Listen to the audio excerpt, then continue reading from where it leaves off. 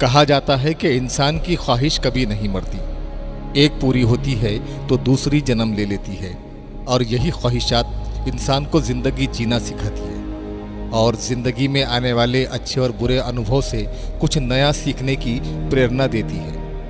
इंसान अपनी हैसियत के मुताबिक और अपनी क्षमता के बल पर सही तरीके से वो सारी ख्वाहिशात पूरी करने की कोशिश करता है तो दूसरों के लिए वो एक मिसाल बन जाता है और दूसरों के अधिकार का हनन करके और कम समय में गलत तरीके अपनाकर आगे बढ़ने की कोशिश करता है तो वो दूसरों के लिए ही नहीं बल्कि खुद के लिए भी विनाश का कारण बन जाता है।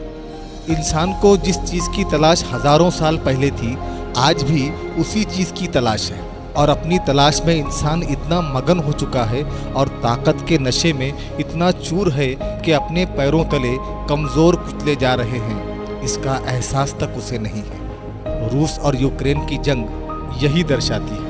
ताकतवर अपनी ताकत का इस्तेमाल करके किसी भी कीमत पर यह जंग जीतना चाहता है और अपनी आन बान और शान को कायम रखने के लिए करोड़ों बेगुनाहों को मौत के मुंह में धकेलता जा रहा है। ग्लोबल लेवल पर भी इसके असरात देखने को मिल रहे हैं जो आगे जाकर इंसानी ज़िंदगी के लिए बर्बादी का कारण बन सकते हैं। दुनिया में जितने धर्म हैं और उन धर्मों की विचारधारा को आगे बढ़ाने के लिए जितने नबी, वली, साधु संत, महात्मा और देवी देवताओं ने इस धरती पर अवतार लिया है, सब ने शांति और अहिंसा के मार्ग को सर्वश्रेष्ठ बताते हुए जियो और जीने दो की शिक्षा दी है। इंसान बेशक तरक्की करे और तरक्की के शिखर तक पहुंच जाए मगर किसी को नुकसान न पहुंचाए, किसी की भावना से खिलवाड़ न करे। ये कितनी अजीब बात है दोस्तों कि इंसान पहले तबाही फैलाता है और बाद में उसे संजोने की कोशिश करता है और बर्बादी के बाद आबाद करने की बात करता है। अब समय आ गया है कि हर एक मनुष्य को शांति की कोशिश करनी पड़ेगी क्योंकि शांति हर इंसान की ज़रूरत भी है और जिम्मेदारी भी। दोस्तों, जंग किसी भी मसले का हल नहीं है। इस जंग में जीत किसी की भी हो, ये इंसानियत की हार है। देश आपस में लड़कर तबाह होते हैं, हजारों फौजी शहीद हो जाते हैं। जंग का बिगुल बजते ही फौजियों के घर मातम का माहौल होता है कि अगर जंग शुरू हो जाए तो क्या होगा।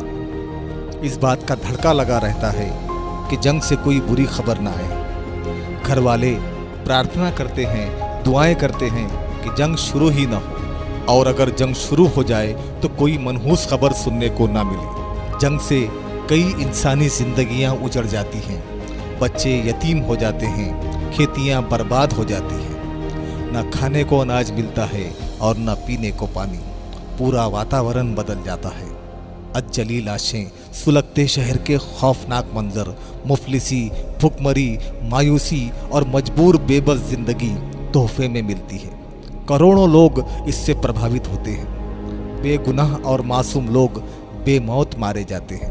तारीख के आईने में हिरोशिमा और नागासाकी का वो खौफनाक मंजर आज भी दिखाई देता है जो निहत्थे मासूम लोगों की बर्बादी का कारण बना था। लोग इस हादसे को आज तक नहीं भुला सके। आज 76 साल बाद भी उसके असरात हिरोशिमा और नागासाकी में दिखाई देते हैं। यूएनओ के जरिए अंतर्राष्ट्रीय लेवल पर इस युद्ध को रोकने की पुरजोर कोशिशें जारी हैं और युद्ध किसी भी तरीके से समाप्त हो जाए इस बात की कोशिश तमाम देश मिलकर कर रहे हैं। मगर मुझे लगता है कि ये युद्ध तभी रुकेगा जब हम अपने आप को बदल देंगे, अपनी विचारधारा को बदलेंगे। जो देश जितना बड़ा है, जिस देश के पास जितनी ताकत है, उस देश के राजा को उतनी ही मोहब्बत से काम लेना चाहिए। अपनी सीमाओं का विस्तार करने के बजाय लोगों के दिलों का विस्तार ज़रूरी है। लोगों के दिलों का विस्तार ज़रूरी है। लोग अपने राजा से खुश रहें, देश में इंसानियत का बोलबाला हो, लोग एक दूसरे की मदद करें और सब मिलजुल कर अच्छे काम करें ताकि दूसरे देशवासियों के लिए ये एक मिसाल हो। तभी एक सभ्य देश और सभ्य समाज का निर्माण होगा जहाँ लोग अमन, चैन और शांति से अपना जीवन जिएंगे और ये दुनिया स्वर्ग बन जाएगी। आज ज़रूरत है सम्राट अशोक के उन विचारों की जिनका मन कुलंकी जंग ने बदल दिया था और जिन्होंने राजपाट त्याग करके अपना सारा जीवन मानवता और शांति के लिए समर्पित कर दिया था।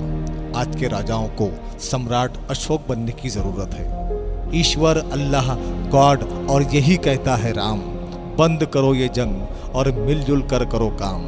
यही है अमन का पैगाम तमाम दुनिया वालों के नाम। अमन के इस पैगाम के बारे में आप क्या सोचते हैं? कमेंट बॉक्स में कमेंट करके हमें अपनी राय ज़रूर दें और हमारे चैनल देश विदेश को ज़रूर सब्सक्राइब करें और बेल आइकन को ज़रूर दबाएं। नई नई मालूमात जानने के लिए देखते रहें देश विदेश साथ विश्वास का।